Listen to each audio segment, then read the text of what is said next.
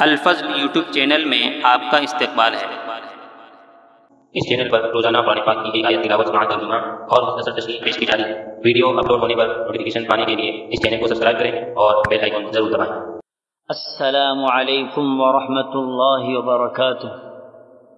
میرے دینی و ایمانی بھائیوں اور بہنوں، سورہ انعام آیت نمبر 76 پیش خدمت ہے۔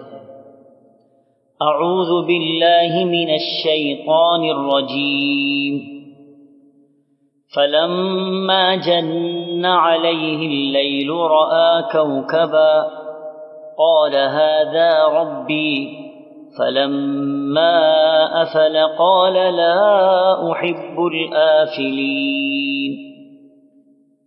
پھر جب رات کی تاریکی ان پر چھا گئی تو انہوں نے ایک ستارہ دیکھا۔ آپ نے فرمایا کہ یہ میرا رب ہے، مگر جب غروب ہو گیا تو آپ نے فرمایا کہ میں غروب ہو جانے والوں سے محبت نہیں رکھتا۔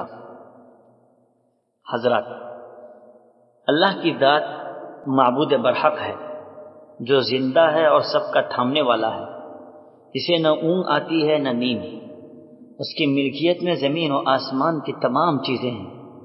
وہ کام سے تھکتا نہیں ہے، اس کی حالت کبھی بدلتی نہیں ہے۔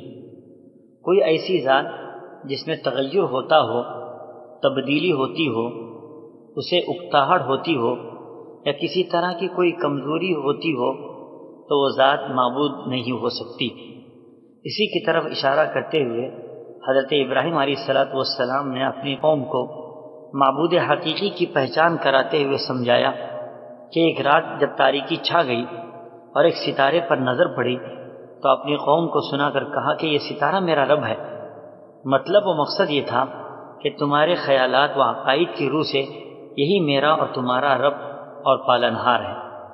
تھوڑی دیر گزر گئی تو ستارہ غروب ہو گیا، حقیقت کھل گئی تو حضرت ابراہیم علیہ السلام کو قوم کے سامنے حجت قائم کرنے کا موقع ہاتھ آیا اور فرمایا کہ لا احب الآفلین، میں غروب ہونے والے کو پسند نہیں کرتا۔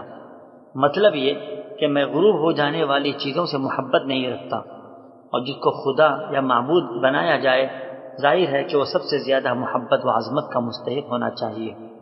سب سے محبت کے لائق ذات صرف اور صرف اللہ ہی کی ہے، اور یہی محبت کامیابی کے منازل طے کراتی ہے۔